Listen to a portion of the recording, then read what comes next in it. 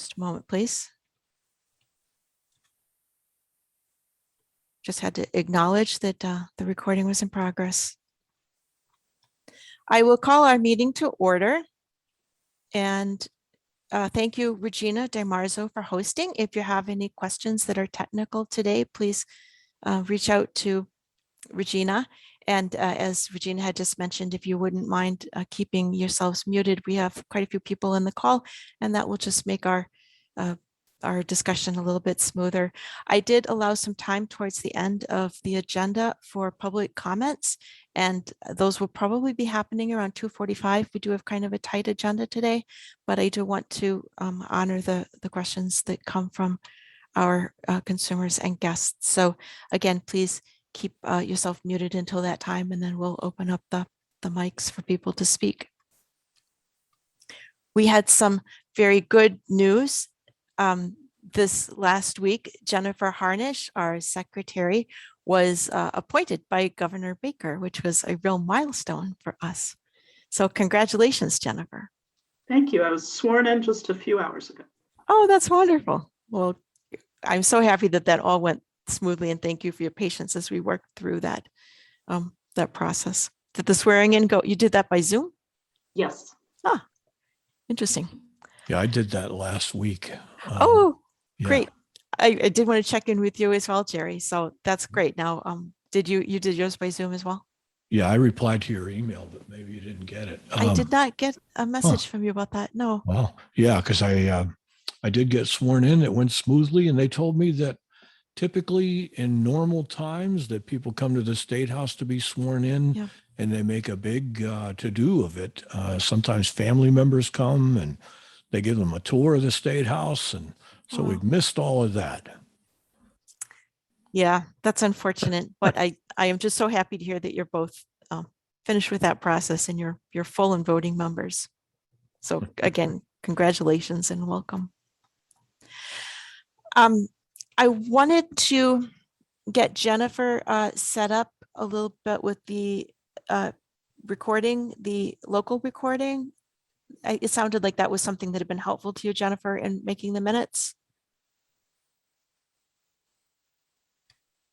I think I gave her permission. Jennifer, are you all set with that? This is Regina. Yes. When you issued the permission, I went ahead and started the recording. And yes, that was very helpful to have access to that easily great. and quickly. And it did make for much more efficient note taking to generate the minutes from the meeting. So thank you. You're welcome. And I'm also recording as well for MCB. Yes, and if anyone is interested in seeing the recording afterwards, it will be posted on MCB's YouTube channel. So there will be an opportunity to watch the proceedings then too. And I think Jennifer had requested also a copy of the chat list.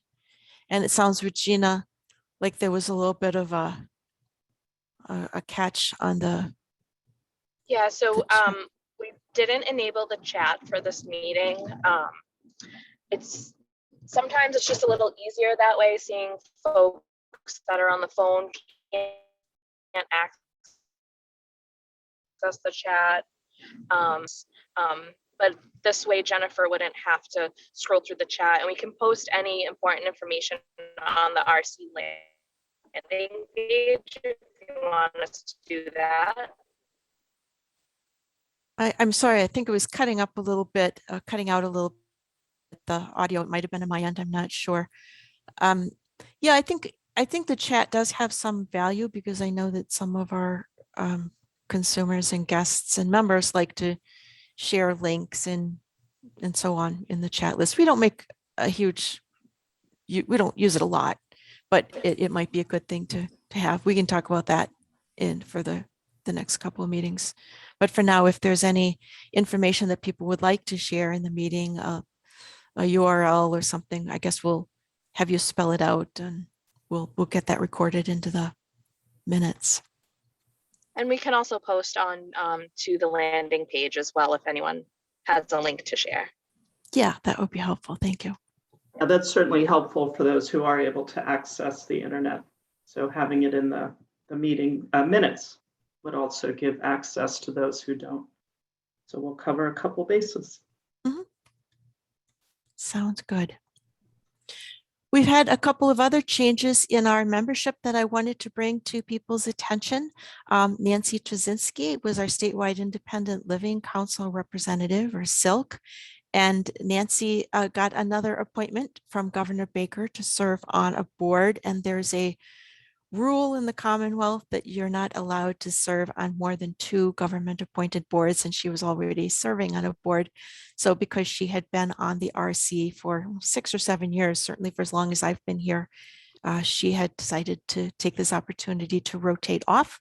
So I was able to talk to her by phone and thank her for her service, but I did want to publicly recognize all of the years of work and her fine representation of Silk and also of Western Massachusetts.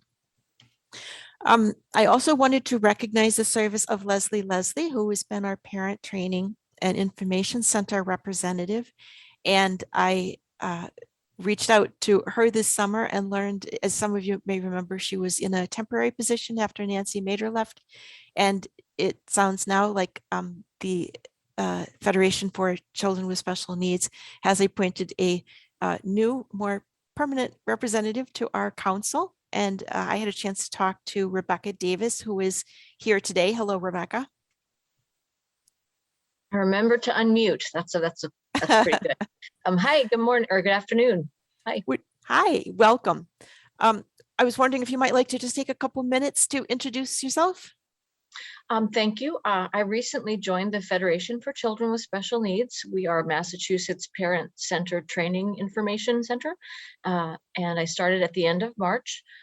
I'm the Transition Projects Manager, and I'm also the mother of 2 daughters, the youngest of whom has cortical visual impairment and other visual impairments. And she's a lovely young lady with a great sense of humor. She gives tremendous hugs and she keeps me on my toes.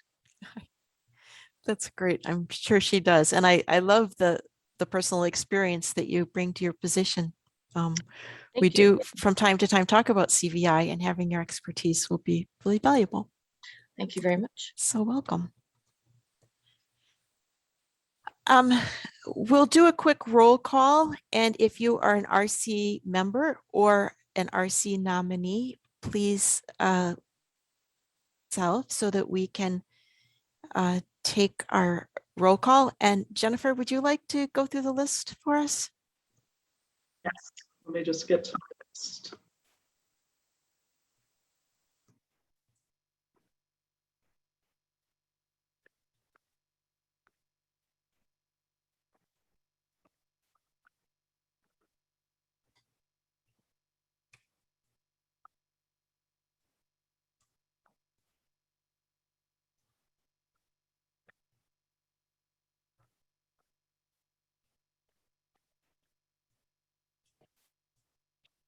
Take your time. Okay, Jerry Barrier, Here.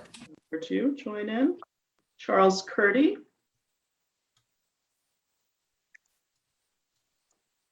Okay. Charles, if you unmute later, please let us know. Richard Curtis.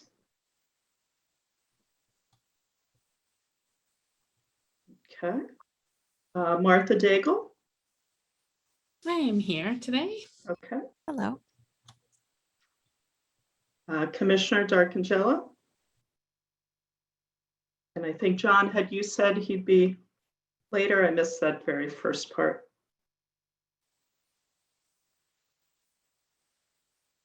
Yeah, he probably will not make it. Okay. Okay, Naomi Goldberg. Hello, good afternoon.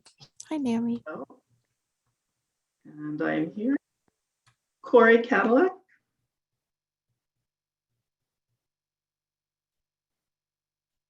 He's logged in. Oh, I had the headphones muted. I am here. Hello. Hi, Corey, I Corey. wanted to just extend our congratulations on your recent marriage. Thank you much. I appreciate it, guys. Yes. Great news. Congratulations. Thank you. Rebecca Davis. I'm here, and I think I'm a nominee for the council. I'm in the process. Okay. Okay, you could just keep us informed as you go through that process. And if you need some help, let us know. Sure. Thank you so much. Thank you. All right, Priscilla, go.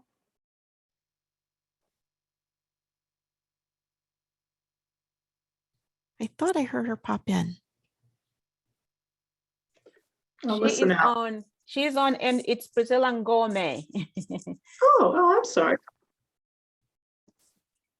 Making the mistake of saying it like Johnston. Cheryl Scott. Cheryl just emailed me and she is sick today and she won't be here. Jennifer Whitmore.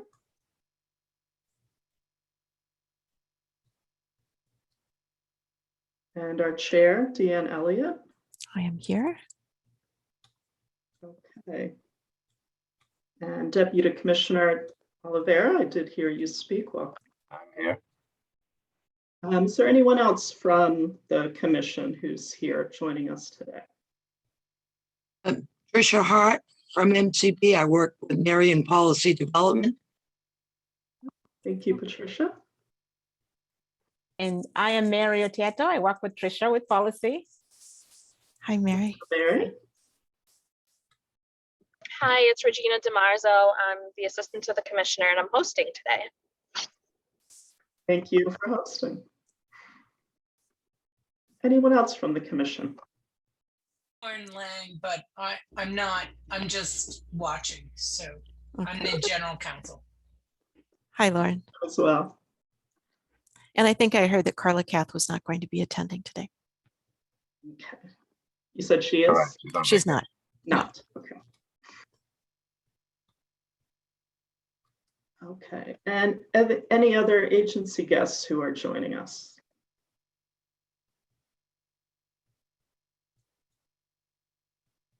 And I did hear that President Donnelly from the Carroll Center joined. Yes, I am here. Thank you, Jennifer. Thank you for joining us. Yes, thank you. Did I hear Inez on the call? Hi, yes, good morning or Hello. afternoon. Inez Welcome. Canada from the Mass Office on Disability Client Assistance Program. Welcome. Welcome. Any other agency representatives? Was that Charles Curdy who just joined? Hi, Charles. Just in time. He's probably getting unmuted and getting his video squared away. That's right. He chimed in. Yep. Hello, welcome. There he is. Sorry I'm late. Hi, Charles. Welcome. No problem. Thank you, Dawn. I Thank hope you, you've had, Jan. I hope you've had a nice summer. I had also invited Robert Jones, who was able to attend last meeting from the Office of Health and Human Services. Mr. Jones, were you able to make it today? Perhaps not. Charles, you missed our big news, which is that we have 2 new appointees that were finally confirmed just this last week. So Jennifer Harnish and Jerry Barrier are both appointed now and have just recently been sworn in. And that brings us up to your nomination. I'm wondering, have you heard anything from the governor's office about your appointment? Ian, do you want the bad news or do you want the bad news? Well, when you frame it like that, I can take it. You can let me. Okay, so the first bad news is no, I haven't heard anything from the governor's office. Okay. The second bad news is this past weekend, I was cleaning out old files, including old computer files. And I found my initial application to the governor's office. It was dated March 2017. Oh, dear. Now, as an HR director, I would tell you, I would have fired someone probably about 38 months ago.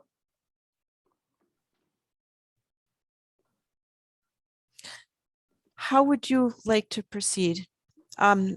We have a little bit of momentum now, and I am in contact with different offices, and we are hoping that this is finally beginning to make an impression on people higher up. For those of you who haven't been regularly attending our meetings and are just coming in, I think I've counted now 5, possibly 6 members today who are fully appointed members. Even when every single member is present who has been appointed, we don't mathematically meet quorum. So without quorum, we're not able to conduct business. We're not able to approve minutes. We're not supposed to give substantive feedback.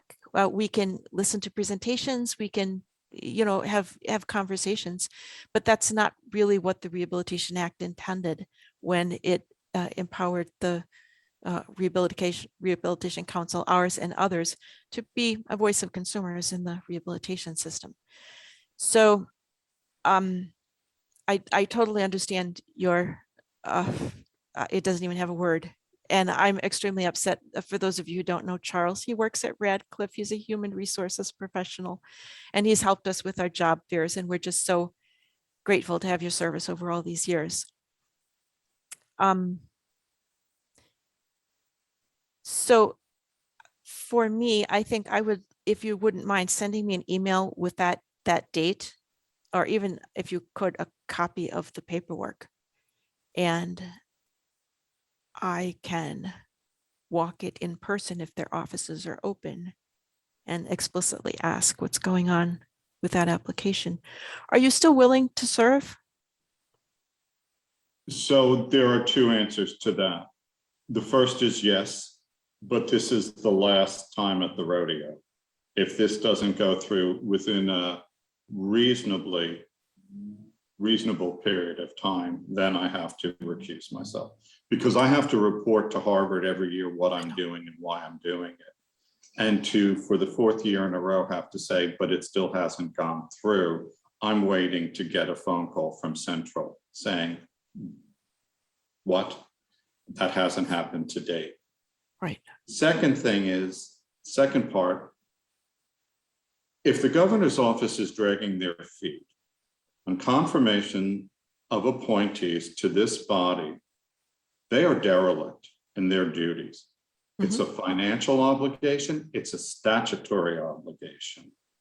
And if their inactivity is precluding this board from doing its statutory obligations under state and federal statutes, that is a very loud alarm bell. And I would have to say, and I'm not to hyperbole, this has far exceeded a crisis point. I agree. And I have no idea how to impress that on the governor's staff. Would you feel comfortable putting what you just said in writing, sending me a letter perhaps, saying Absolutely. that send me the letter, send me all the documentation that you have. I will walk it up to the governor's office and we'll take it from there. Thank you. And I totally understand your frustration. I would do exactly the same thing. And you've been more than patient. So And thank you. This is Jerry, just to clarify that there are several of us who are in that same situation. I've been on at least since 2017, if not before that. I think I kind of want to say Charles might have been a little bit earlier than yours. I'm not Could sure, be. but it's been a long time. Yeah. I know you were, and Corey has been waiting a long time. And Corey, you and I talked earlier this week, and it sounds like you have not gotten your paperwork either. I've got nothing at all. For me, it's been about as long. Would you say, he said 4 years? For You me, and Jerry came on at about the same time. Yeah, it was 4 years ago. it's just, and it is true. I mean, it should happen a little quicker. I mean, that's a little ridiculous. Yeah. And I don't think it's just this body either. I've No. heard that this same situation exists in quite a number of advisory boards. There seems to be a lack of, they don't seem to have priority with the governor's office for whatever reason. Actually, just as an aside, I also serve on the resolutions committee of an advocacy organization, a national advocacy organization. And I just introduced a resolution about this process, not about MCB or about the governor in Massachusetts, but about the process, which as I'm learning more and connecting with other RCs in other states, it's a long-standing problem. It's a problem that transcends local and state jurisdictions. And I think that there are some ways that the incentive system may be set up in the Rehabilitation Act and the way that the governor's offices interact with, well, like for instance, the governors aren't accountable to RSA. And part of that hierarchy is just not incentivizing actors to do what they need to do in the right order and sequence to really have an impact at the local level. So that's a long-term attempt to maybe try to straighten out a bigger system. But our immediate concern is just getting these nominations approved. So Dan, this is Rebecca. Could I Yes. just, if you put that in a letter or something, can we all sign it? And I mean, could members of the board sign it? And I Great mean, idea. I'm new, but I'm a mother, and I think anybody who wants to support my child in any way, and these are our children and our families, we need to have each other's back because nothing changes until we do it together. Yeah, I like that. Do other people feel good about that approach? I'll sign it. Yeah, that's fine. Okay, I'll sign it around, and if people want to sign it, they can. And I will certainly sign it. And we'll do that. Charles, is there anything, I wanted to give you a little forum here. Is there anything else that you would like to say to the board? I do remember your comments at the December meeting in which there was a lot of frustration, and I agreed that it was, I believe you said it was kind of an insult to the people in the Commonwealth, to people with disabilities.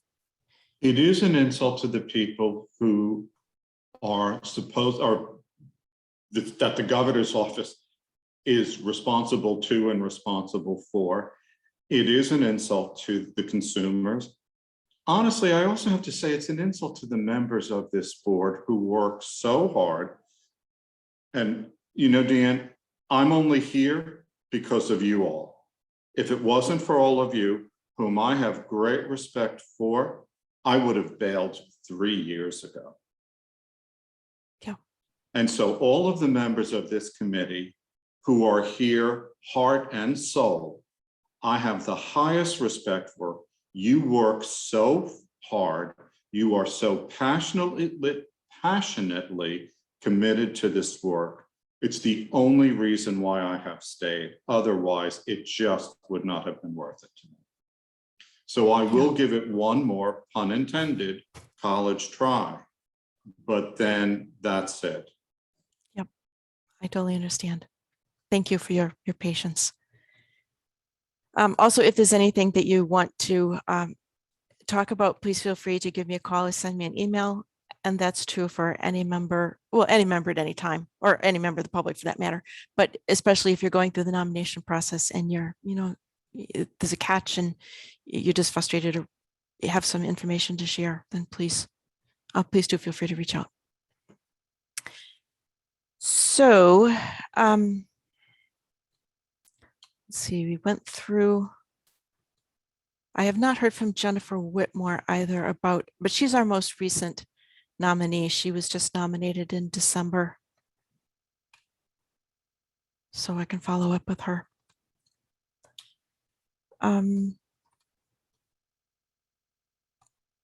We were also having a bit of a discussion, and I don't want to get into it too much now, but it's just something that Lauren Lang and I have been kind of exchanging some emails about, because it seems like from the very beginning, when the Rehabilitation Act was amended back in 1992 to include more consumer feedback, that's when the whole RC system was set up, so that there are these rehabilitation councils that advise state agencies.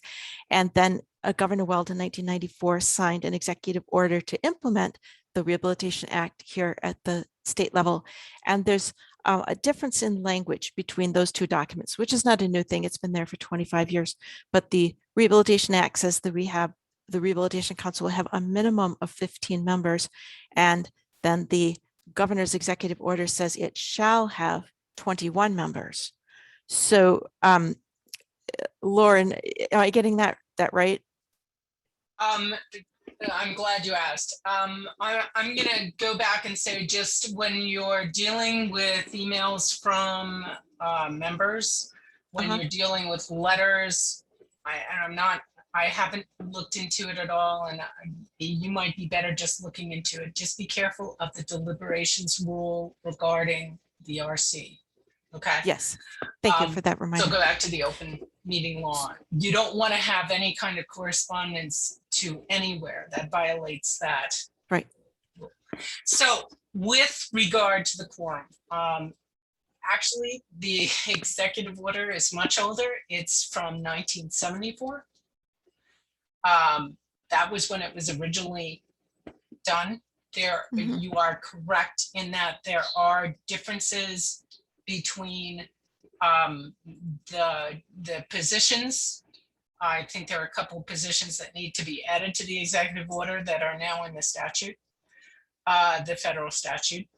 The other thing about that is, yes, the governor said must have 21 members, and the federal statutes kind of leave it up to the governor. They at least have to have 15 except under special circumstances.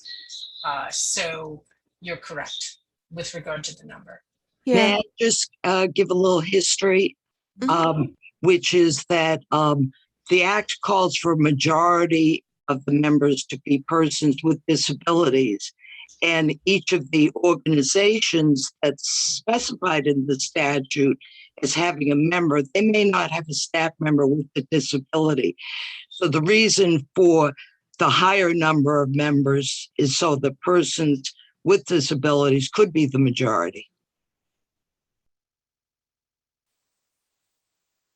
But then wouldn't it have to be a majority of the 21 who have disabilities? Yes. Yes, and where it's a blind agency, the majority, there can be other disabilities, but the majority, I think, Trish, has to be blind. Is that correct? That's correct. I know that's correct. Yes. So Lauren, does the executive order say it shall be no more than 21 or just a minimum of 21? Because you always have to have a majority of people who are blind. It says shall have 21 members. Okay.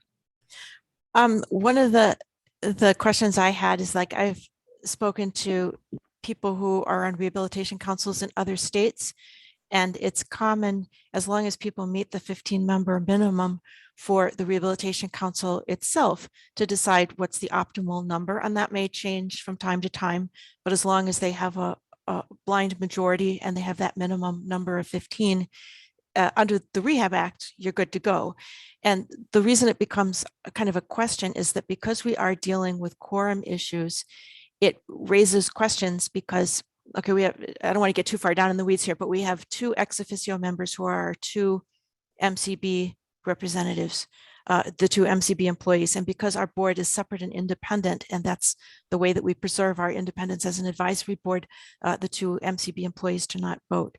So if we have 17 members, which is what our board has chosen to do for as long as I've been on the board, we have 15 voting seats and then the 2 ex officio members. And if we were to follow the governor's executive order, we would have to have a higher number, and it would be that much harder to make quorum. And 21 members is a very, very large board. There is some advantage in having more representation, particularly for, I'm concerned about our ethnic diversity and our racial diversity, and I'm concerned about our geographic diversity. And as you mentioned, because we rely on agencies to nominate and suggest and recommend people to represent their agency, we're a little bit dependent on the agencies to help us ensure our diversity goals are met.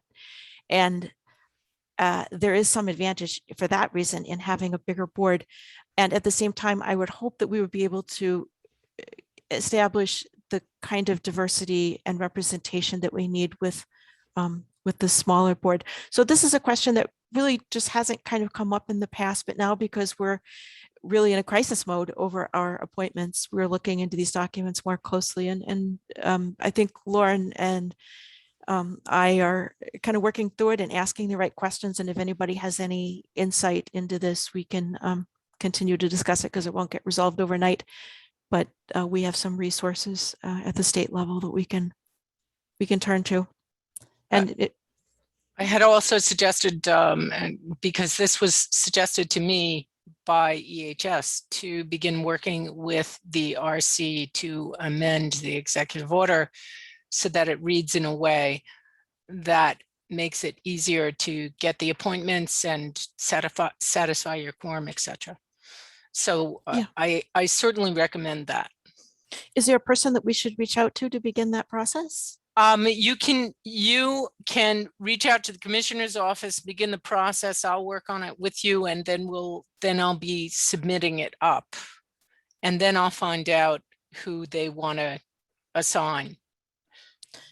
I would not be doing anything without the consent of the Rehabilitation Council. Right. And because right. we only meet quarterly, again, we don't want to have any deliberations outside of the open meeting law, but Yes. we could, I believe, if I'm correct, we could send out an email to everyone on the RC with the information. So yes, we can start to work on that, and you can send it out to the RC with the information to make it clear that no one discusses it prior to the meeting, and then at the next meeting you could begin discussions on it. Yeah, given that we meet so infrequently, it could be kind of a longish process. I think as much as I respect and appreciate the feedback that Health and Human Services would give us, I think this board has had enough experience with delays coming through that office in the pipeline up to the governor's office that we might also like to get some legal advice outside of that system through another state agency that might have a different perspective. I don't know, but it's a good opportunity for us to collect information. And I'm open to whatever discussion the board wants to have that would help us establish what I hope will be a firmer foundation for future RCs, because all of us will be, terming out at some point, and we want to leave a good foundation so that other people don't have to reinvent the wheel. Yeah, that's fine. I don't believe that you are limited to 4 meetings a year if you needed to call more meetings. So that's correct. That is up to you. Our agendas are extremely tight. It seems like there's just always a lot of things to discuss. And I would welcome longer meetings of maybe 3 hours. I know some RCs meet like for an entire day. I'm also reluctant to ask more of our members when they have been so infinitely patient. And until our members are recognized and get the legitimacy and the recognition that they so deserve, I've also been hesitant to ask them to, for instance, be involved in committees. We have a number of committees that really we could populate. A bylaws committee, for instance, or a committee on membership to help fill some of our seats.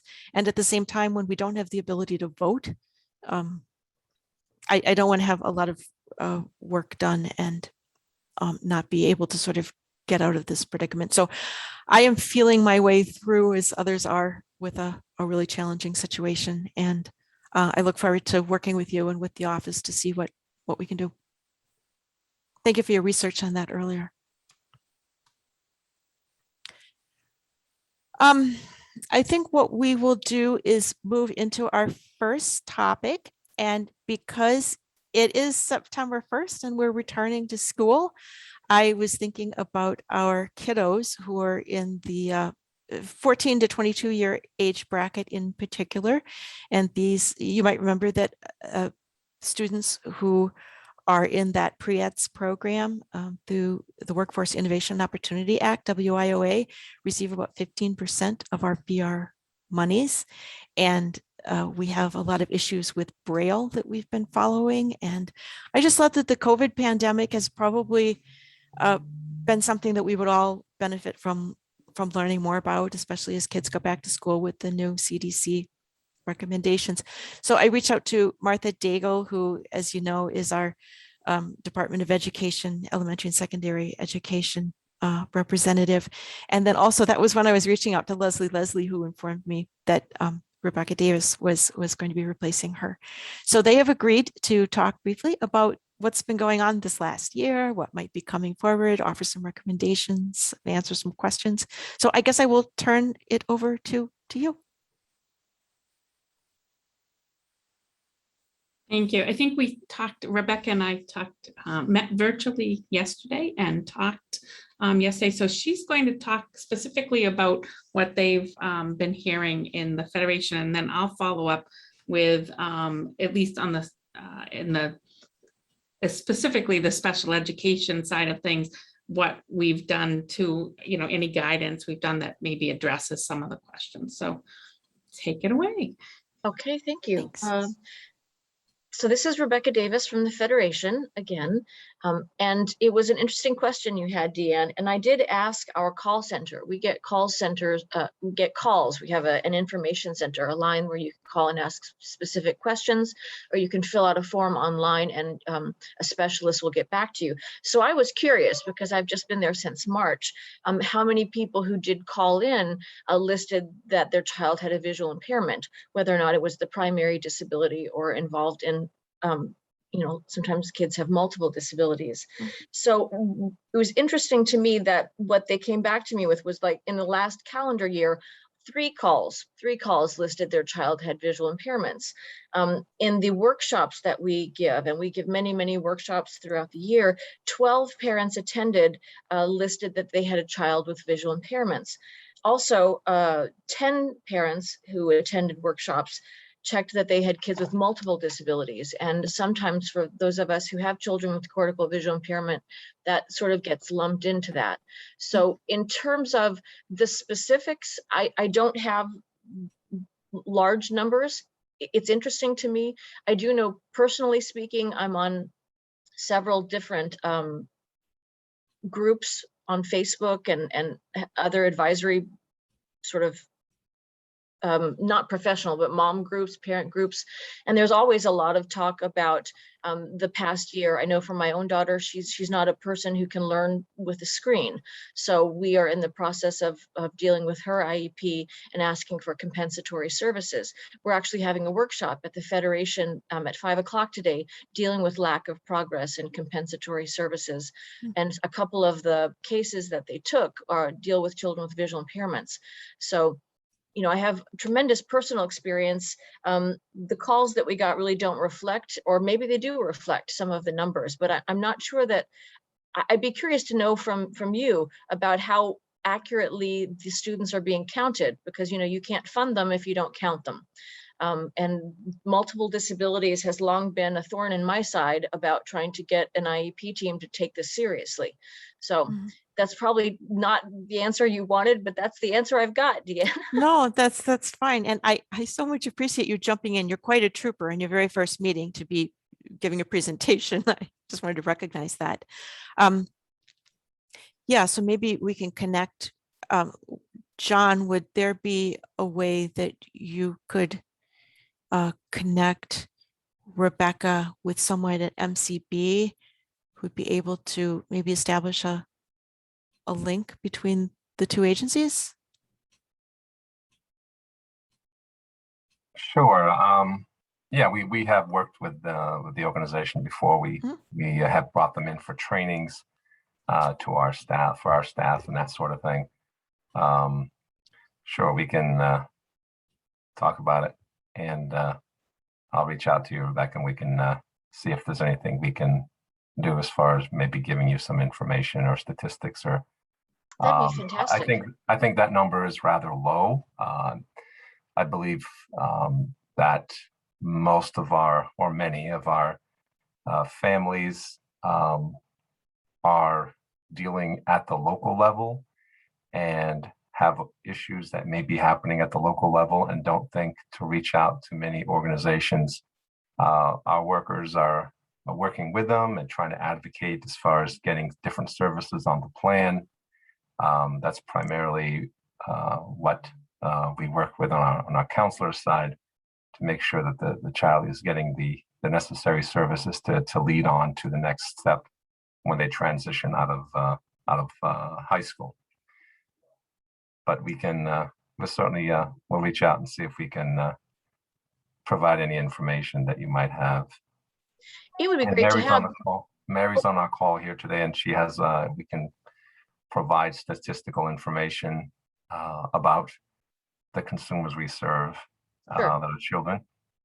And we also might be able to work with some data from the Braille, the library that we now operate or are managing to get some of the statistics for you. But I have heard that a lot of, especially in the first year of the pandemic, that since school systems weren't prepared, that a lot of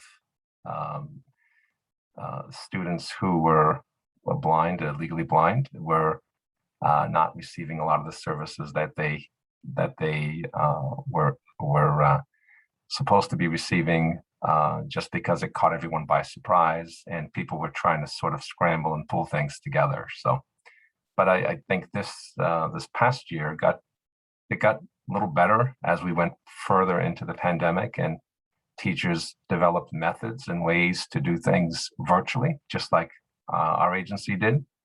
We're able to move a lot of the services that we did in person to on the virtual side. And I think as folks and the professionals learned and learned to pull things together, it came together a little better. But in March of last year, obviously it caught us all by surprise, and probably the last few months of the school year was very chaotic for those who were home. And but we did hear of some improvement from services that were being delivered virtually. More programs were made available, different creative ideas of delivering the services virtual and were implemented. So, but we can certainly look into that and try to work with you on any information you might be looking for.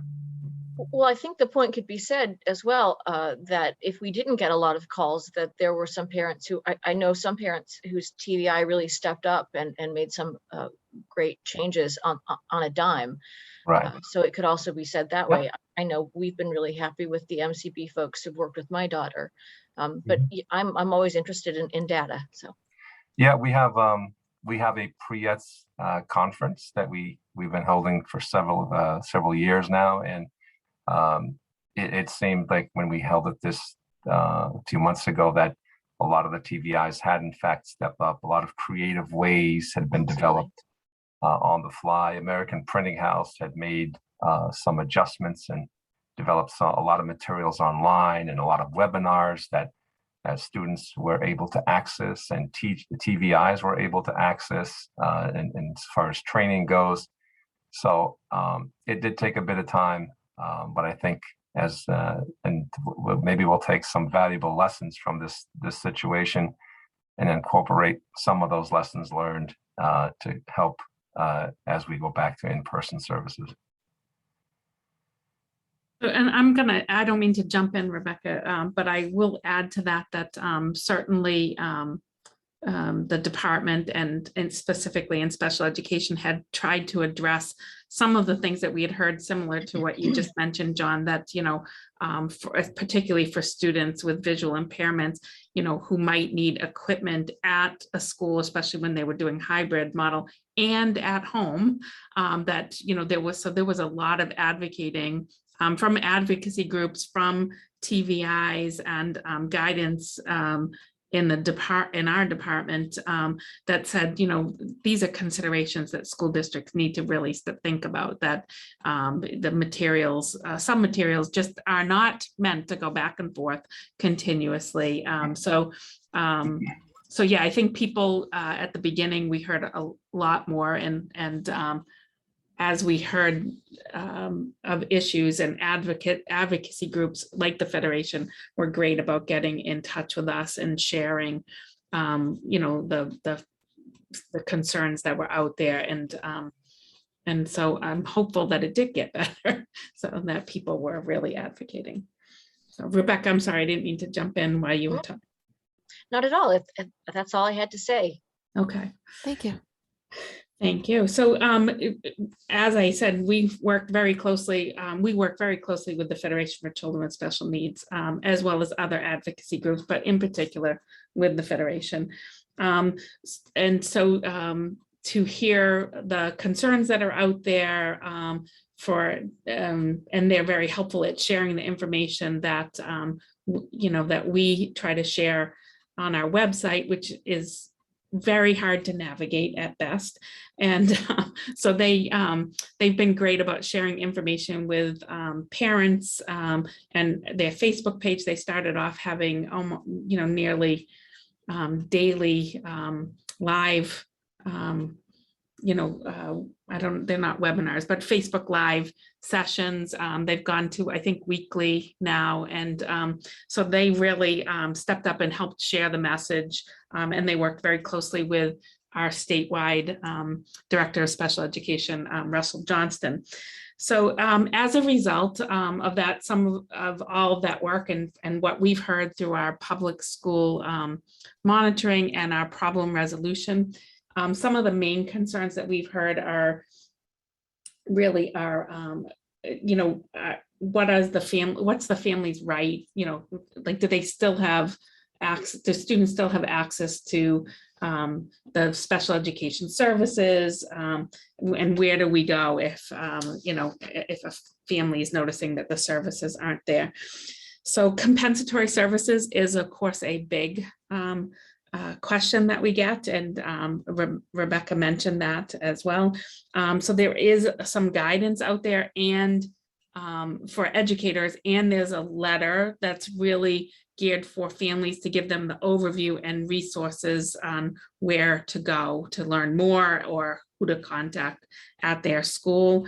Just in a quick nutshell, all students are all districts are required to be providing, that FAPE and to provide the services that are on the IEP.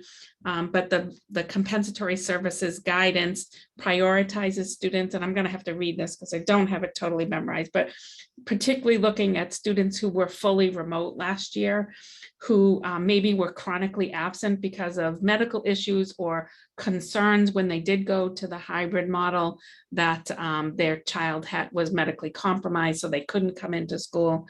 And students who had difficulty accessing. So that could have been because of their disability, or it could have been because the family, couldn't have internet, or, the family was working. So to get on the computer every day was difficult. So, so many circumstances.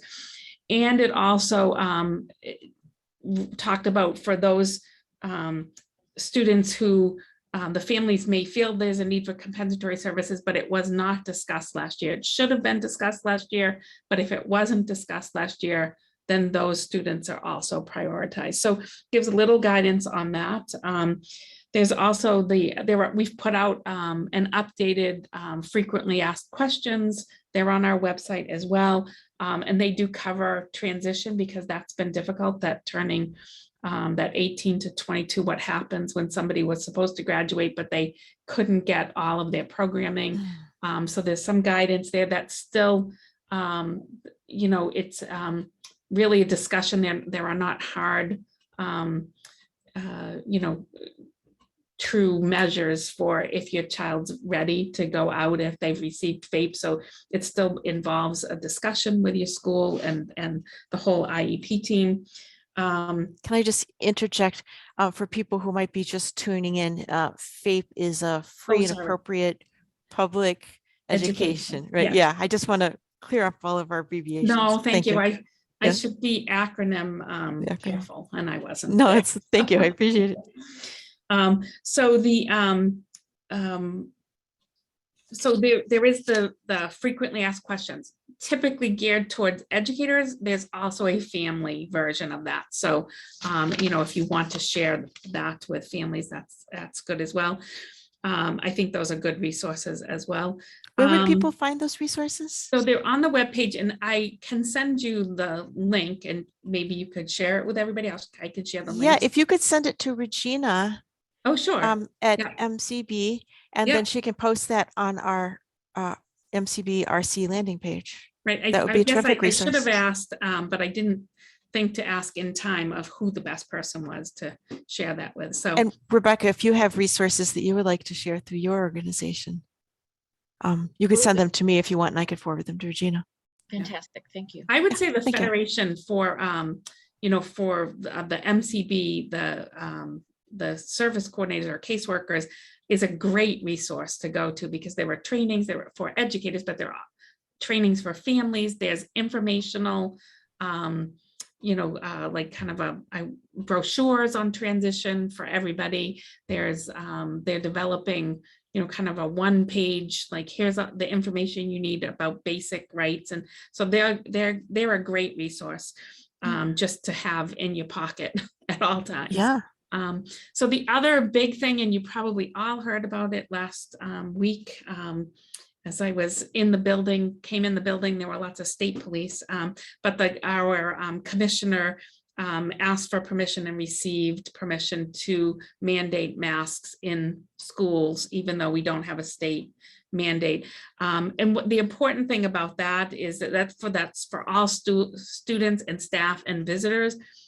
And the important thing for me is I know there are students, I used to work with the students, who this would be a health concern, or there'd be other issues with the student wearing a mask, and you might need to teach the student to wear the mask, and that might take time. So there are exceptions to this. So that's something, again, you might get asked questions, if you're working with students and families. That's important to know. So there are some, it's again, talking to the school, talking to your special education team to determine what's the best route to go for that student, but that is in place. So I'll send the links and I want to stop early in case there are people who have questions, because I know I need to jump off for another meeting, but. Yes, thank you for telling us and for taking your time. You said that you needed to be right for two in about 6 minutes. You in needed about to leave. 6 minutes, yeah. Okay, so are there any questions from our RC board members about the presentation?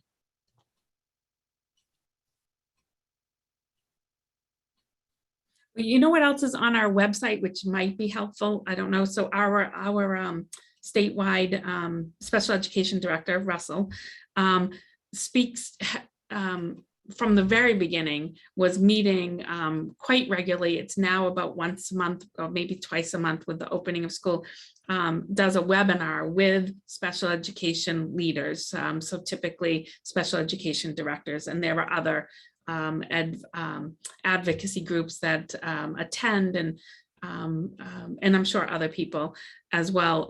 But those are all recorded.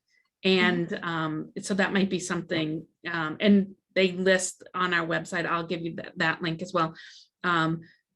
It lists the topic. So if you're looking for something specific, it may have been addressed. And that is the most up-to-date information that, that he gives the special education leaders. So.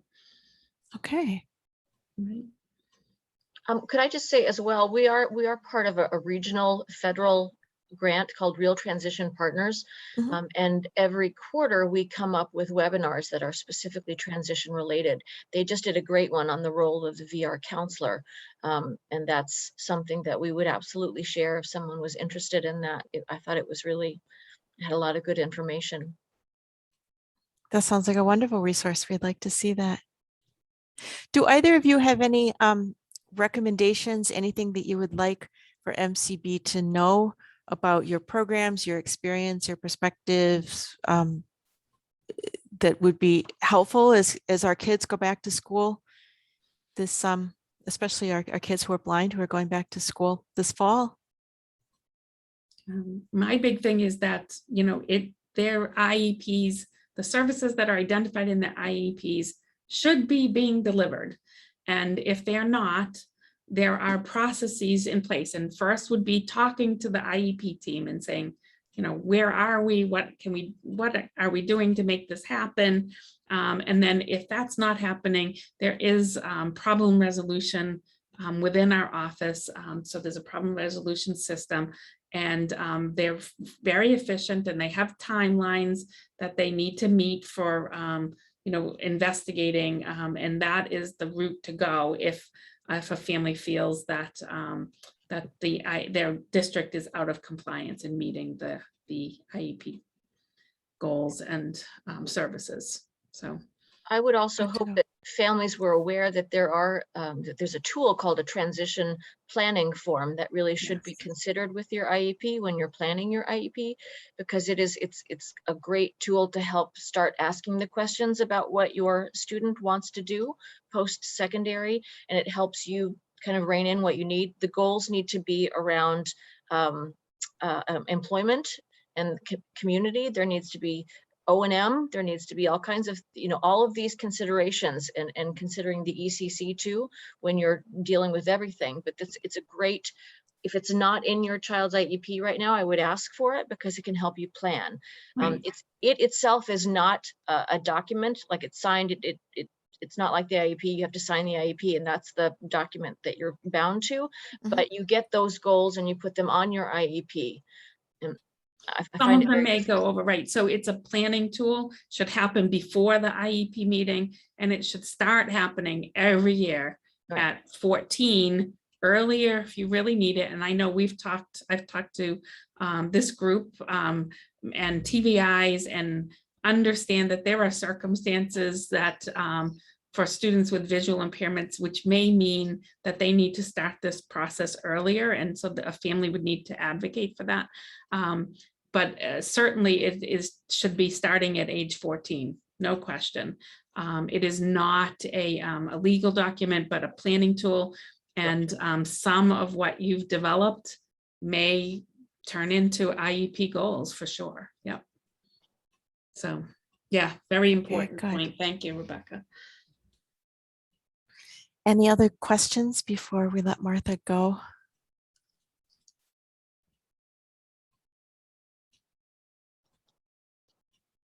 Well, thank you all. I'm sorry I have to jump off, but Thank you both so much. much.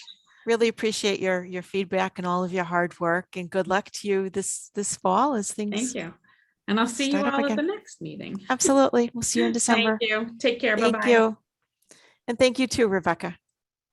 Appreciate your information. Thank you. So moving right along, Tricia is going to lead us in a discussion about the combined state plan. This is one of the RC's responsibilities that comes up periodically. So Tricia, would you like to begin? Sure, and given that we're behind, I will try to be brief. We have a state plan for vocational rehabilitation that is part of the state's workforce investment larger plan. And that plan is in effect from 2020 to 2024. Now, the law or the federal government requires an update on that plan in 2022. So certain sections of it have to be updated, and two of the important ones that have to be updated that involve the council are the input of the Rehabilitation Council and the agency's response to that input.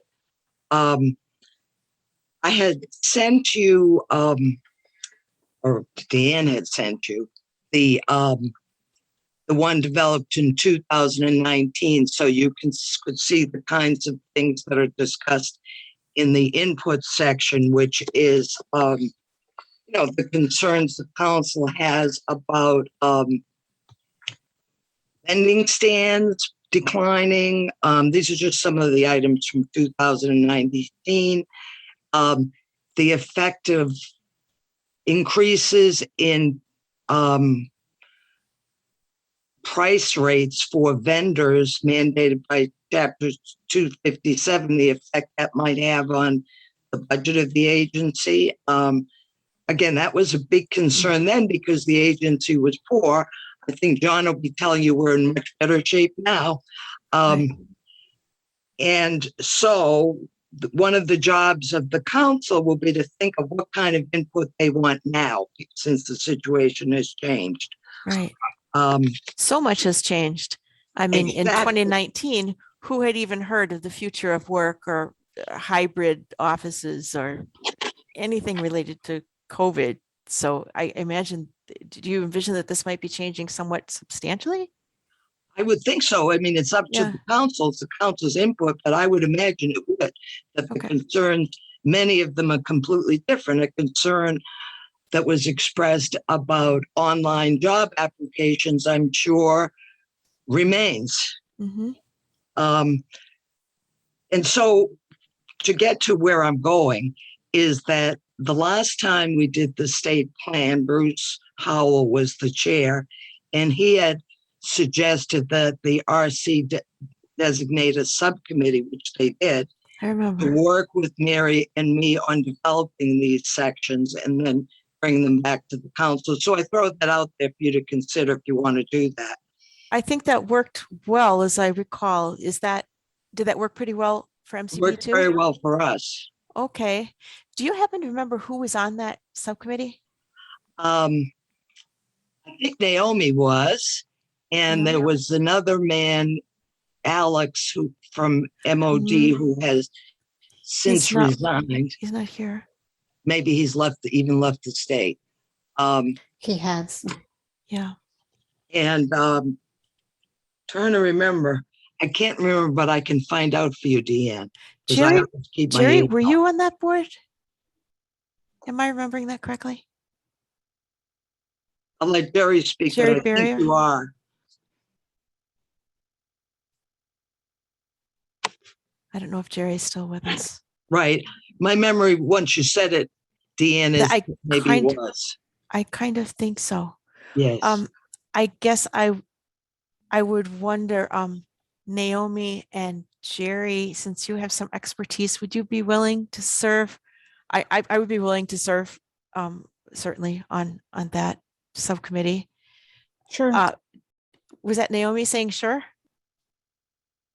Yes, Somebody sorry, said sure. it was me. I should have said that. Sorry. Yes, I am willing to. It's Naomi. Thank you so much. I would can't really- remember what Trish is trying to remember right now either. I'd have to look.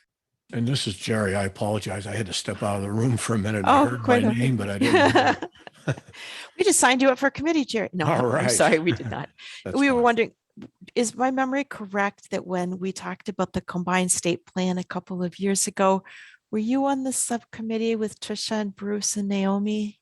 I don't think so, but I would be willing. So Would you? Yeah. Oh, that would be wonderful. Okay. So, okay, there's three, me, Naomi, and Jerry. Is there anybody else who would be interested in serving on this subcommittee?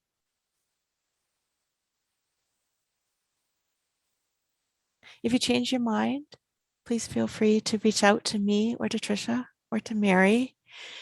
Approximately how much time in your experience, Trisha, does this take? Like, are you envisioning a meeting a month, a meeting a week? What is your due date? Well, I'm imagining like a meeting a month. This is quite a protracted process. I can't tell you the schedule for this year, but I can tell you what it was last time. And what it was last time was around October, the stage group wanted us to work on a draft to have to the governor like at the end of November. Oh. And that would have been far from final because the report isn't due to the federal government until March. And what happens is the governor's office takes their time to look at it. And then these larger WIOA, Workforce Investment Group, hold hearings on the entire state plan, including our section, during February. And then it's submitted in March. And then the federal government has 3 months to review it, which they do, and they come back and want this change and that change. They're very particular. So that's kind of the way it goes. So I'm imagining along the lines of once a month. So it sounds like we probably have to jump on it kind of quick if you need something by the end of November. Right, Okay. right. So shall we communicate amongst ourselves and try to set up a meeting for, I don't know, Wednesday afternoons is when we're holding this meeting. Would Wednesday afternoons work? And could we find a Wednesday afternoon later this month to have our first Zoom call? I would suppose so. I don't know. How are the other people set for Wednesdays? Naomi and Jerry? It would have to be an after 3. And I'm officially retired, so I can pretty much set my own schedule now. Cool. Congratulations on your retirement. How about 7 p.m., Jerry? No, I'm just kidding. Would you think a 1 hour meeting would be good, Trisha? Would you think something? I think 1 hour would be good because probably what we really end up doing a lot is exchanging documents in the mail, in the email. Okay. So shall we say sometime after 3:30 on a Wednesday for about 1 hour? And I don't want to take up the RC's time with the logistics, but we can work out a time when we can all get together and we'll exchange emails and get going in that kind of quickly. Sounds Yes, good. I appreciate that. Thank you. So I don't know whether you want me to say more or A little bit more, maybe, since we have the time, and I know this is an important project. So sure. Yeah. The really the most important thing that the council does is set in conjunction with the agencies the goals and priorities. So that section is called the state plan goals and priorities jointly developed with the Rehabilitation Council.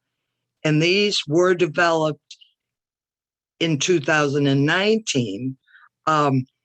Since goals, as you know, can be general, some of them have remained more or less the same since the Rehabilitation Act was done in the early 90s. So goal 1, the broad goal, is to have sufficient resources to serve all eligible individuals. And then there's specifics under that, which again, things like Uber and Lyft discussion may need to be updated as priorities or may not. Let me find. can I ask a silly basic question? Yes. When we're talking about the combined state plan, like who's combining with whom? Let me explain that to you because it's a monster. As you know, we had Congress has imagined like one big agency doing everything with workforce, but that doesn't happen in any state. Right. So they put them all in what they call the workforce investment system. So this includes the people who deliver unemployment checks, the State Division of Career Services, which helps people get jobs, what we used to think of both those things happening in the unemployment office years ago.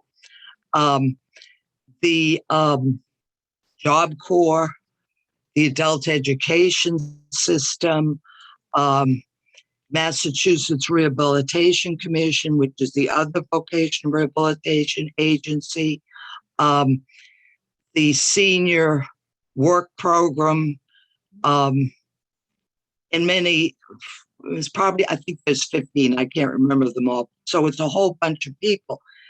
When this system in 2016 was put together, our state workforce and people at the Division of Career Services had a hard time understanding that we were completely separate from MRC.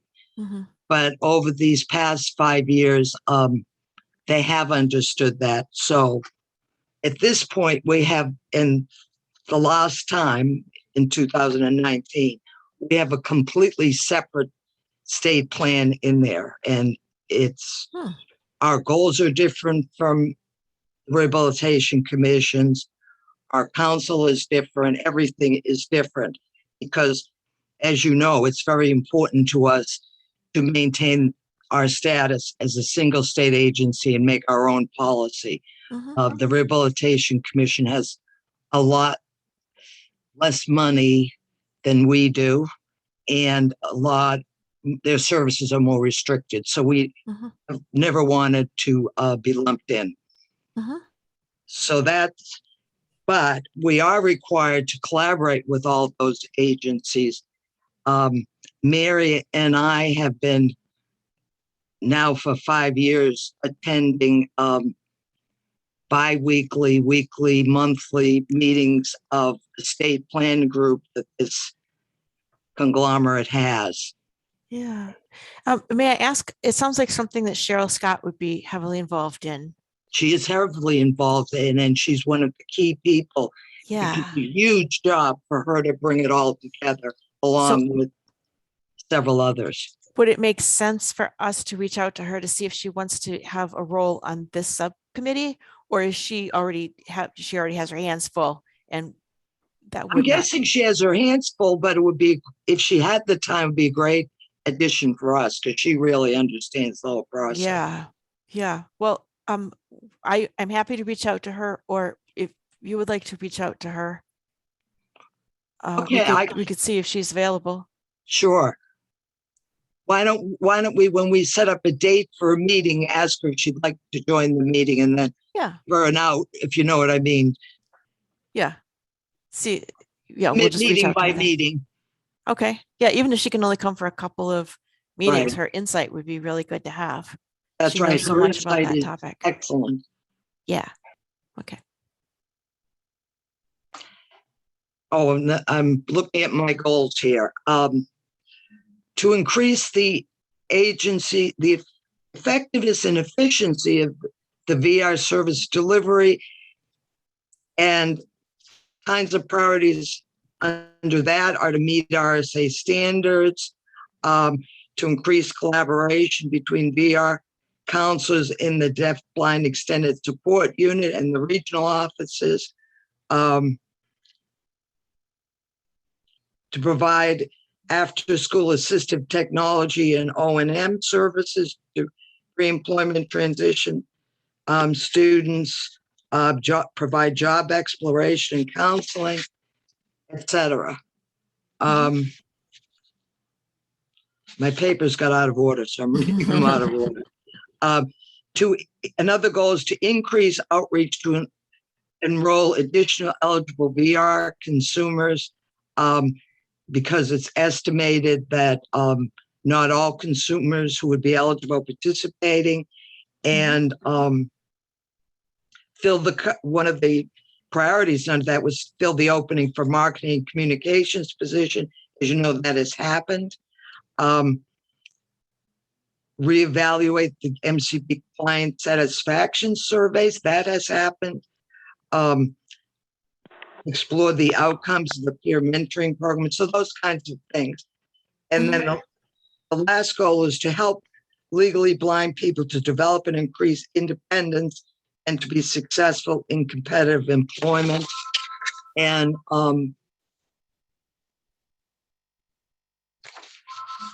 seem to have lost page. And some of the priorities under that are to enhance service delivery, to increase job development, job placement, technology.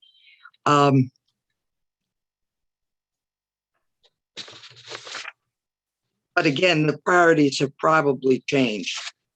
Yeah, but it sounds like some of the big sweeping goals are kind of the same, and it's just the particulars that are different.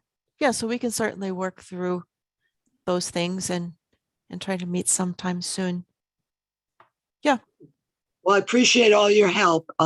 This is a big job every time it comes up for Mary and me. So I can appreciate any imagine. help. Yeah, and then as you said once in an earlier meeting, it kind of just cycles. You end one cycle and then you kind of start it up right again. That's right. I imagine. Yeah, That's right. We've had about 9 months off from the state plan. I confess it kind of is a blur to me, just because it seems like it's kind of a constant presence, and I don't get into it in the weeds as much as you do. And I so much respect your ability to keep it all straight. And we will rely heavily on your expertise and are happy to help out in whatever way we can. Much appreciated, Deanne. Thank you. Does anyone have any questions for Tricia or for Mary about the combined plan? Hearing none, we will move into the commissioner's report, which I guess, Deputy Commissioner, you'll be kind of putting together with your own report. So Okay. if you would like to Sure. fill I'll us in on what's been happening. I'll start right out, and if there's anything that people have questions on, we can certainly do our best to answer. So talking about our internship program, we had a big comeback this year from last year's situation. Last year, we placed 43 interns. This year, we were right around 65 interns. And we had many that were still virtual, but we did have some that were in person. So that worked out. So we were able to do all of our programming surrounding the internship program virtually, the opening ceremony, the closing ceremony, and we also offered the soft skills training online before the interns began their internships. So that worked out well. We were much more comfortable with the platform this year, and we're able to be creative and utilize everything we could to make it happen. We had a good feedback from the interns, and they themselves were a lot more comfortable with the platform. So it worked out very well this year.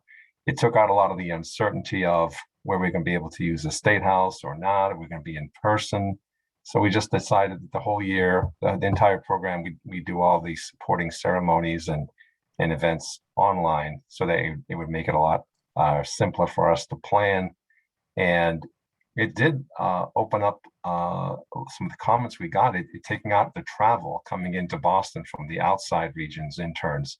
It made it a lot easier for them to attend instead of having to travel all the way in. So we'll look at that in the future and maybe do a hybrid option where maybe the opening might be online and the closing might be in person. So we'll take a look at this as a situation develops throughout the year.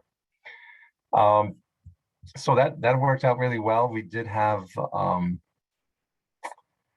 one of our consumers who did an internship was offered a position at another employer after the internship, but turned it down because he just didn't feel the job fit what he was looking to do. But I'm sure he'll be looking and is working hard to find other employment opportunities. And so we did very well as far as placement goes. I mentioned this briefly in our last session.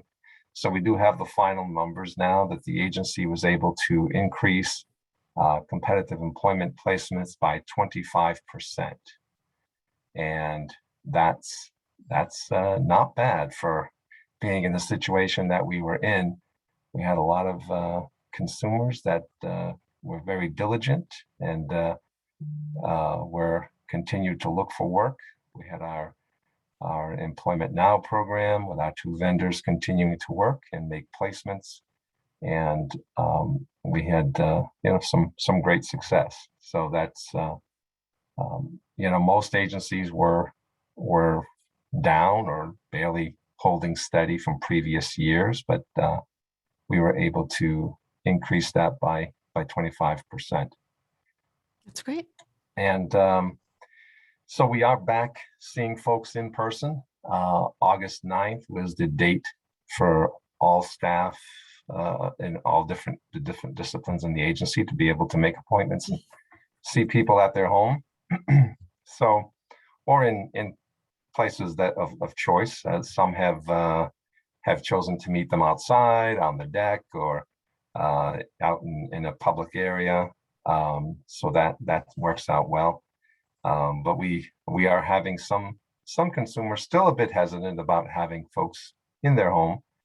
And we continue to offer the virtual. So this is not, I think the virtual tool is going to be something that we continue to use. If someone is not able to, or someone has a schedule that's hard to match up, and has a short periods of time, maybe little short virtual meetings might be what we can squeeze in to get the whole application process and the plan process put together and developed. So everyone's being as flexible as possible, both consumers and staff. And we understand that there's still some fear out there regarding the rising numbers that we see in the media. Although they are small, they are still having an impact on people's comfort level and having the ability to just go out and do what you want to do. And but it's still not there yet. We still have some folks that have a little bit of nervousness and a little bit of fear, but we hopefully will continue to work with that. And a lot of our schools are returning back in person. A lot of our students seem to be welcoming that. We have had one or two, notably one in the Worcester office that comes to mind, and I think I've heard of a couple of others that have decided that they graduated in June and they want to take a year off just to settle. Again, they feel uncomfortable about being in large groups at school. And so a couple have chosen to take a year off and were accepted into college, but deferred it for a year just to let things settle down and to allow themselves to be more comfortable when they go. Obviously, we'll be working with them to see if there's any other skills that they're interested in developing or working on while they take the year off to keep them engaged and moving towards school in the next fall. So we're working hard on our job fair, and Chuck is on this call, and Richard Curtis is also part of that committee. And if I'm leaving out any others, we're all working hard to get that to happen. We're at the point where we're offering an employer education seminar to employers to help alleviate some of their concerns, give them a little bit of education about technology, answer some of their questions that they would normally be a little nervous about asking, get that all resolved, and then continue to move forward towards the job fair on October 1st. So again, the job fair that we're doing is more of a sort of a controlled job fair. We don't open them up anymore to all individuals that might be saying that they're interested in work. We have our counselors refer them to our employment services team. We work on this year, we're working on a 1-minute pitch that they're going to be presenting in front of the employers that it will be attending, and the employers then will schedule more time with them later if they're interested in discussing opportunities. So we always make a little switch every year. We just sort of tweak things and things that we see other sort of employment events doing and things happening. So we always want to make a change to keep people fresh. Some of the consumers are the same consumers that might not have gotten an employment opportunity yet. So you want to make it a little bit different, and also make it a little bit different for the employers. And so we look forward to hearing their employment pitches and see if we can have some opportunities come their way after that. We also continue to look for new partners, be it to offer internships and to offer different types of opportunities, be on mock interview panels. And so we're doing that, and our campaign that you've seen around, I'm sure by this time, on TV and social media continues to roll on, and that is just increasing a lot of public awareness to individuals in the public. And hopefully as public campaigns take a while to establish a message, we hope to see benefits coming from that as we go on down the road, and just to put the MCB in people's minds. You know, Trish mentioned earlier that we at MCB, they weren't aware that MCB and MRC were totally separate. And so that's also what we're trying to also get out there, that MCB is a separate agency serving people who are blind and legally blind and visually impaired. And that's great to get us out in the public eye and get us out in public, and let people be exposed to the things that we do, and get our name in their mind when they're thinking of offering someone who's blind an opportunity. They'll think of us instead of the general rehab agency that works with people with disabilities. So it's a good branding campaign, and we hope that continues forward, and we hope to see some results as we go down the road with this. Also, the unemployment checks are running out this week, so I think that might motivate some of our a small number of our consumers that were impacted by COVID and lost their job. Will maybe motivate them to come back out and to look more aggressively now that funding is not there. So we look forward to that. We've been working with Trish mentioned earlier, again, the Department of Career Services, Mass Hire. We're doing a presentation with Mass Hire tomorrow. They're opening a new center over on Stanford Street, a large center, introducing some new ways to and new systems for those folks who are looking for employment. And we have a team going over there tomorrow and working with the staff, and they've changed their way they work with folks, and they're doing it virtually in some cases, and individuals are coming into the office physically and working with someone virtually on the computer or taking some virtual trainings there. So there's a lot of changes going on, and again, we're using both in person and some virtual technology to help people move back towards work.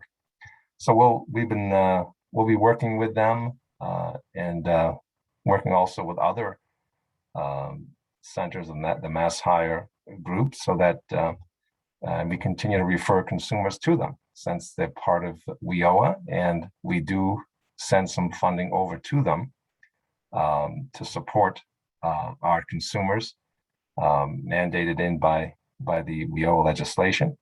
So both we send an amount, and MRC also sends an amount to help support people with disabilities that are using the center. So MRC also puts staff in the centers, but our numbers are so small that we typically have our staff, if they're going to go jointly, is to meet the consumer at the center and work that way together. Any questions about anything I brought up? I have a couple more items, but anything else? I'm wondering if you might talk a little bit about the budget too, which was of course finalized. Okay, sure. Yeah, The budget, we did rather well. We obviously our federal budget, our grant is always stable, coming from the RSA. We're looking for more. We have applied for more reallotment funds to do some small projects. We're wrapping up a few projects that we did worked on this year, and so we'll be wrapping those up in the next month or so, and then waiting to hear if we are doing again a small number of projects, waiting to hear if we will receive the funding to do those.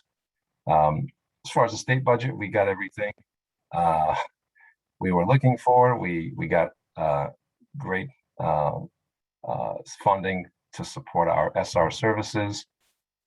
So as far as VR and other services we offer at the agency, we're in great financial shape. Trish mentioned in the plan of 2019, one of the goals was to expand the budget or get more funding. That goal is probably is going to have to be changed this year because we have a great amount of funding, and also with the placements, we keep recouping Social Security reimbursement dollars that we have to use.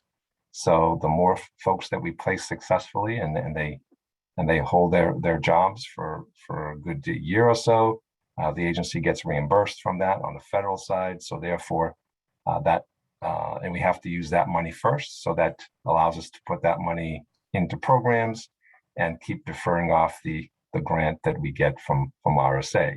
So we do have 2 years to use that grant. So we never use it during 1 year. So it usually takes us about 1.5 years or so to use that grant before we start the next one. So we're in great shape financially, and the state matching is no problem. We have no problem with serving all eligible consumers that are looking for services.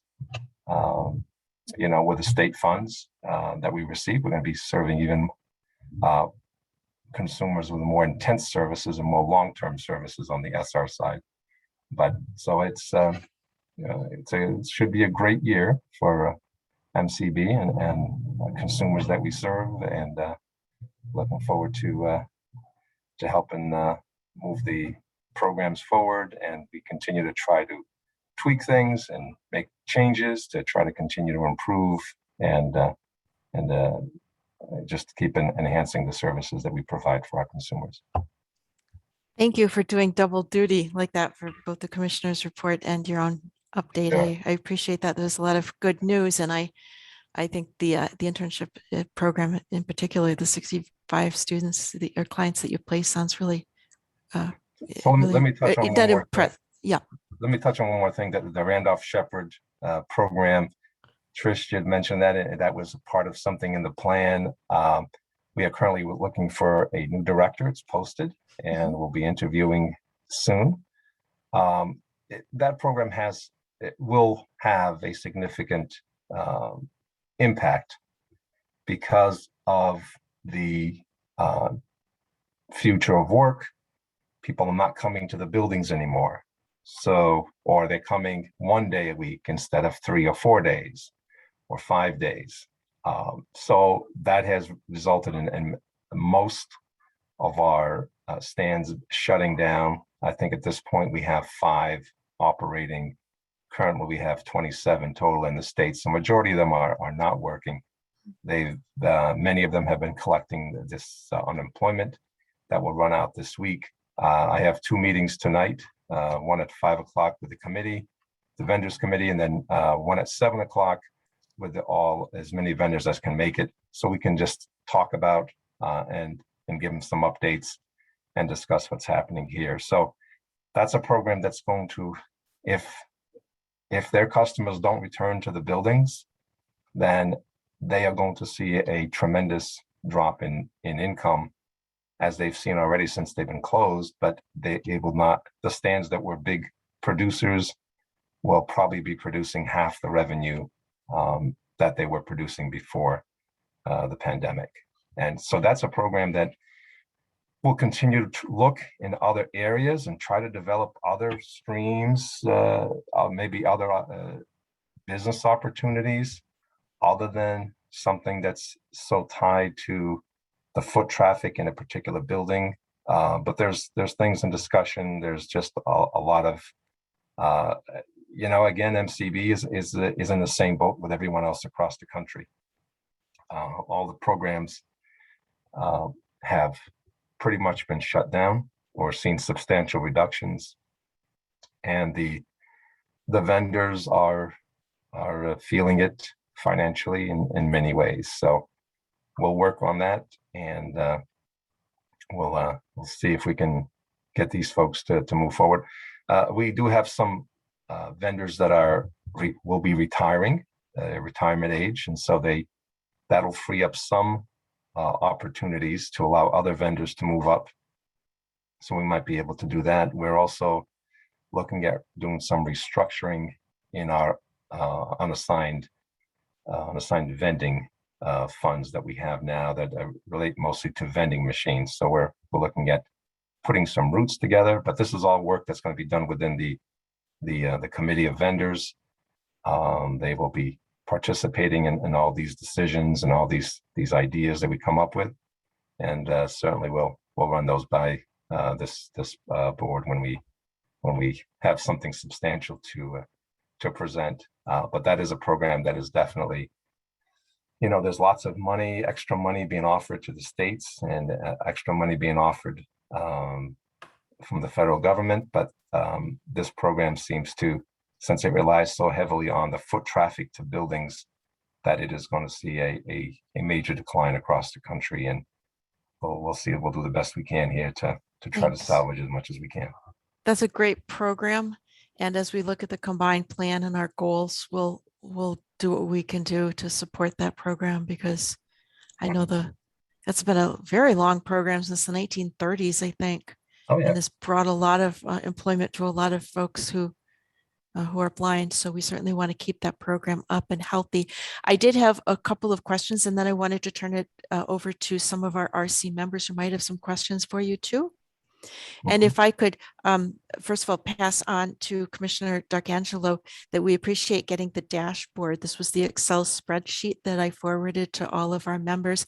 And this was really, I think, the first time we've had concrete information in at least the last couple of years, with some numbers and a spreadsheet that would be very useful to a board like ours as we're advising, because I really want to keep our RC members informed about the context so that they can make the best advice and give the best recommendations that they can give to MCB with a limited amount of time that we have. So I personally found that dashboard, that spreadsheet, very useful. And I hope that we'll be able to continue to get those quarterly updates, because I'd be happy to pass them out to the RC. So just a couple of things that jumped out at me on that dashboard, if I may, and then I'll turn it over. The 3010 account, this is the one for vocational rehabilitation services. That dollar amount shows that it was down by like $325,000 or $327,000. And I was wondering, to what do you attribute that? Okay, I didn't look at that closely to prepare for this meeting because I wasn't going to present on that. I'm sorry. Yeah, I don't want to put you in the spot. Let me tell you. So that's the matching funds.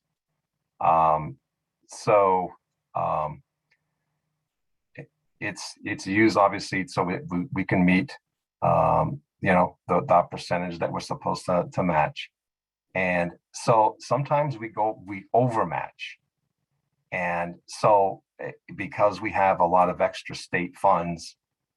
So we overmatch, and so it doesn't mean anything if we overmatch. It means that we just didn't use federal funds, and those federal funds get carried over where state funds do not. Mm-hmm. So because I'm only guessing, what you might have gotten might have showed a drop because we didn't exceed our overmatching as much as years before, maybe.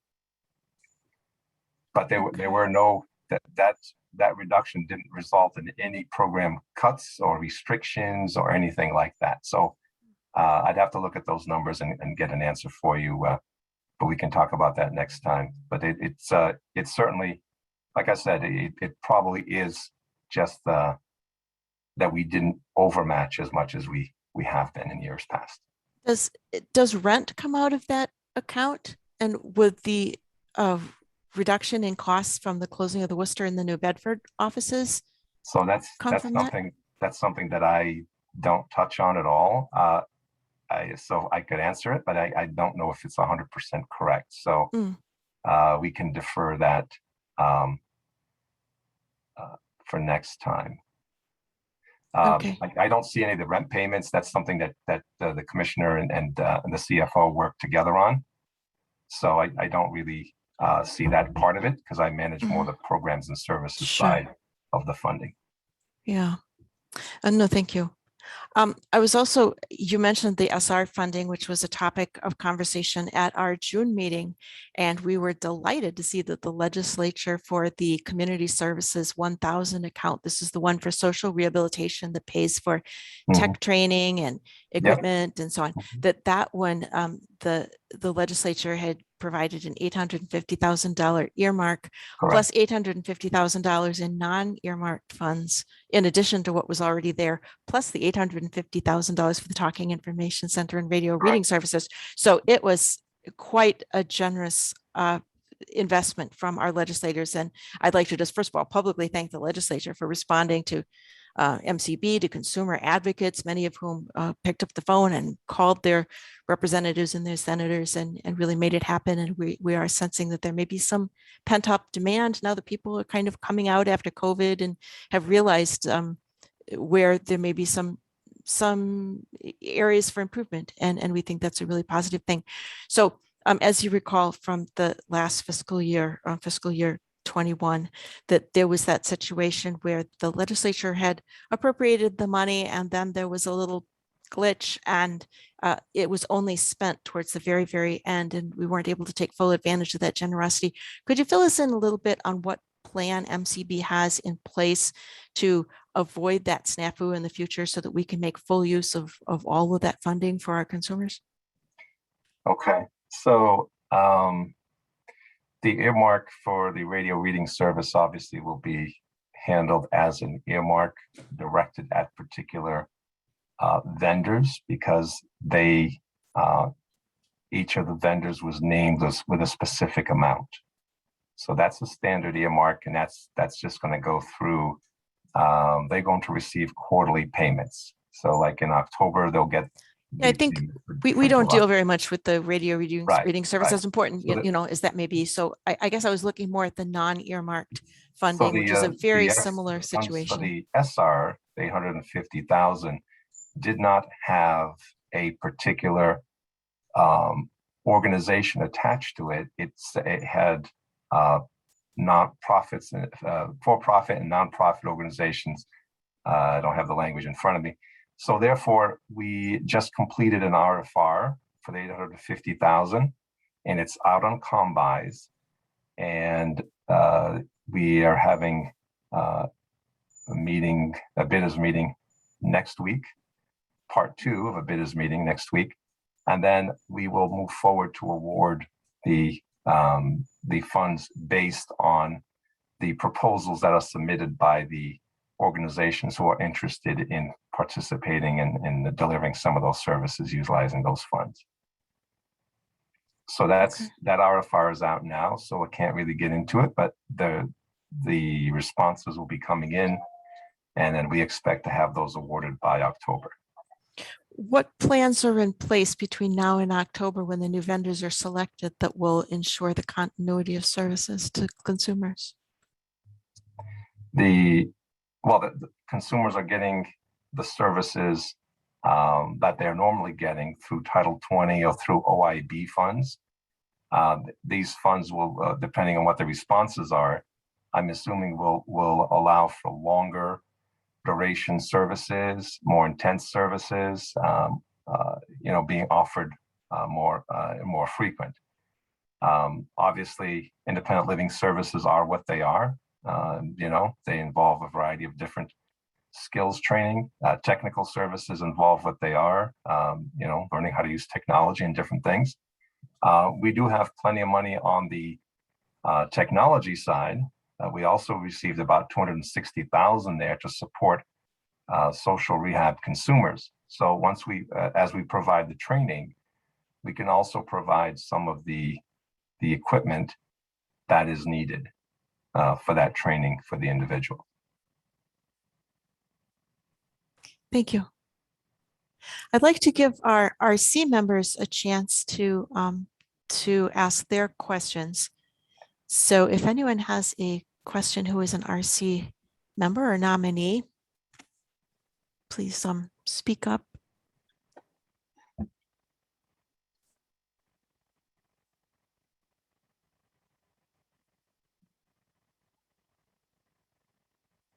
You did such a great job asking the questions that you answered them all. That wasn't my intention. Those are just the ones that came to my mind. But I know people have many others. Yeah. Surely someone must have a question.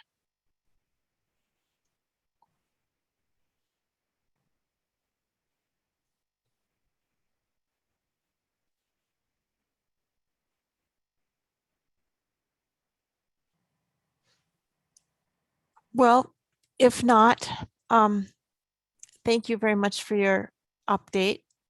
And yeah, we'll look forward to hearing more at the December meeting. Sure, and we can talk about the return on investment project. We should have a report by then. So the next meeting we can talk more about it. I mean, obviously you're aware of it because you sit on the committee, and we had our consumers participate in some focus groups. So, but they're in the writing stage right now, and then we'll be reviewing that later this month, and we should have a finished product to discuss any findings. We have been told that there's some positive findings, or a couple of the positive findings that they have found, but they'll have it all in a nice report for us, and we can review that and talk about some of the findings during our next meeting. Great, we would love that. Would the RC and the public be able to see that report? I'm just for those of you who are just all the reports that we've done with RFRs are posted on MCB's website, so it certainly will be available, and we can make it available through this committee through email, but that definitely be posted up on the website with all the other reports. Yeah, very interested to see it. For those of you who might just be calling in for the first time, this is a return on investment study of vocational rehabilitation services through MCB for the last, was it like 5-year look back, I think, 4 or 5 year look back. And so an RFR went out and it was awarded to the PCG Consulting Group. And so John and I have been meeting with them throughout the summer. I haven't been doing that much. I've been helping a little bit put together focus groups and focus group questions and things like that, because the RC felt it was important for us to have qualitative data as well as quantitative data to assess the measure of VR, because as we all know, we get a lot out of it. In addition to our job training, we get increased confidence and better health and those sorts of things. So some focus groups were held, and we appreciate the MCB's responsiveness in incorporating those perspectives.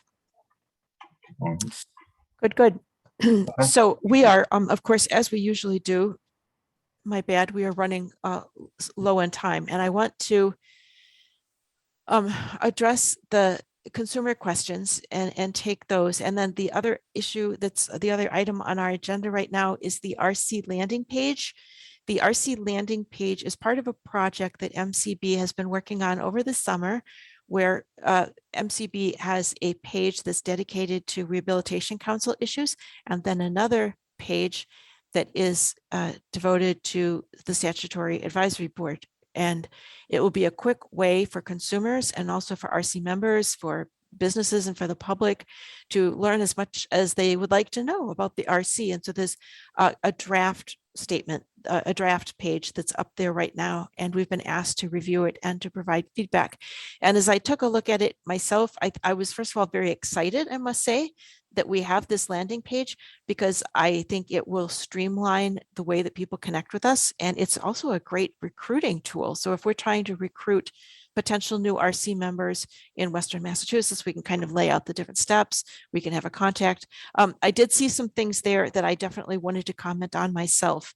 And I think it almost warrants a full discussion that would be more than what we could provide in a meeting like this. So I did send out the link to our RC members in the mailing that went out before this meeting. And I thank all of you for those of you who took a look at it and have some feedback. And I'm wondering if people would be open to scheduling I don't know, like a 1-hour Zoom meeting or half-hour Zoom meeting where people could kind of call in and talk about what their findings were, or if people might like to send them to me by email, and I can put them all together and forward them to Carla Kath, who is collecting our feedback about the RC page. I know this is going to be something that is not going to be a one and done thing. We'll be probably offering feedback in waves as the page develops. How would people like to proceed with that? Dan, this is Chuck Hurdy. I think your idea of calling a meeting in addition to providing feedback by contacting you or others, but I think to have one meeting to review it, to talk it through, and to also collect all feedback in one, at least one central focused time period might be the most expedient and the most efficient. I agree. I like that. So again, if I put out a notice about like a Wednesday afternoon, I'm hoping that that might work for people. And we can try to do that within the next couple of weeks, because I know MCB wants to collect some feedback from us. The sooner the better, so that they can start making their changes. Some of it was very good. Again, I was really excited. And then there were some other things that kind of jumped out at me that would benefit from some adjustments. So I think we'll have some comments to share. Are people okay with that if we jump into the consumer questions and give this particular item a little bit more time? Sure. In a different format? Okay, thank you. So with that, I would like to open up the floor to our consumers who have been patiently waiting.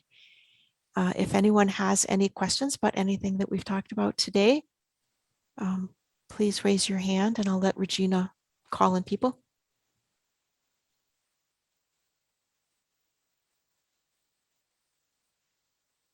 By the way, Regina, how many people do we have on our call today? So right now we have 25. I think I did see about 26, 27 at one point. Okay. Do we have any hands raised? Let's see. Yes, we have one hand raised. Inez. Hi, Good Inez. afternoon again. Hello. And committee or council. This is really a comment. I had invited someone who I think would be a great addition to the council to come and sit in on one of the meetings. And she has been here since the beginning. And I just wanted to, maybe if there's an opportunity for her to introduce herself. Sure. Her name is Liz Miska. She's a visually impaired attorney, actually in Western Mass. So she might fit some of the criteria you guys are looking for. Yeah. Hello, Liz. Are you on the call?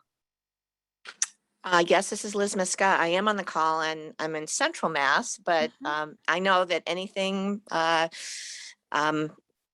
of 128 is considered, out in the boonies. So No, there are a lot of special issues that happen in Central Mass with transportation, and it's just a different scene entirely. And I think sometimes we can get too Boston centric. So it would be wonderful to hear your perspectives. If you're interested in getting more information about the RC and you want to send me your resume, I'm collecting resumes and we try to pair up candidates with the available openings. So if you would like to write just a brief letter of interest and send your resume and send it to me, sure, that would be great. I'll just give you out my email address. It's Deanne, DEANN .Elliott, ELLIOTT @gmail.com. Thank you very much. I will do so. Thank you. Thank you, Inez, for making that connection. No problem. You're going to love her. She's great. I know I will. It's nice to meet you virtually. Same here. Hi, We've Deanne. been- Regina. Yes. We have another hand raised, a 978 phone number. Okay. Hello. Yeah, this is Dr. Boucher. Could you repeat that email address again? Yes. My email address is Deanne, DEANN .Elliott, ELLIOTT @gmail.com. LLI IOTT. IOTT. Diane Elliott. It's Deanne, actually. DEANN. Deanna Elliott. Okay. No A at the end, just Deanne. DEANN.ELLIOTT At what? at gmail.com. Okay, very good. Thank you. Yes, thank you.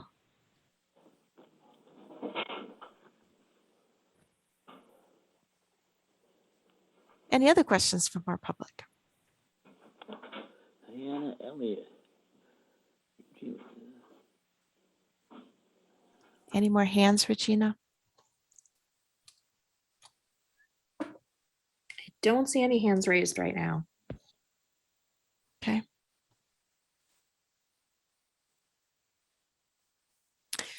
Well, I know, Jennifer, you said that you had a hard stop at 3 o'clock. So I want to thank everyone who, we also have a little section here for other agenda items. Is there anything else that anyone else would like to add? New issues to bring up?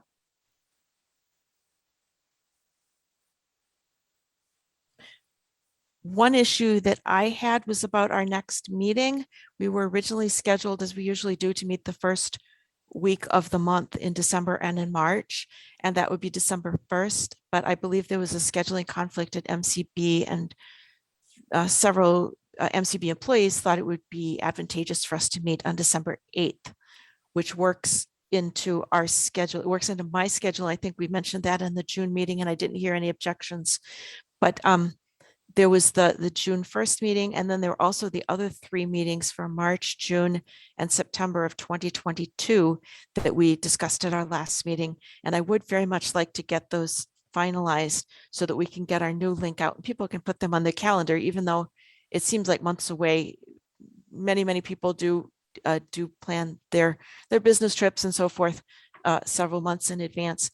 Regina, I know that you were looking into confirming the availability and generating the link. Do you know when we might be able to get those? Sure, I can send the link. Whatever you prefer, I can send it now. I can send it closer to the meeting date. I prefer it now, and then we can just get that out to everyone for the December 8th meeting. And so far as we know, right now, we're going to continue to meet virtually. And that will be a discussion that we'll have in the future also, and we'll follow the state guidance about when it's safe to return to in-person meetings.